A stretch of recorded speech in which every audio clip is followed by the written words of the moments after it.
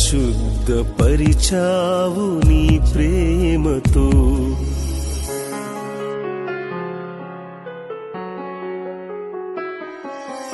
విలువైన నీ బల్లనే తాకగా పరిశుద్ధపరిచావు నీ ప్రేమతో.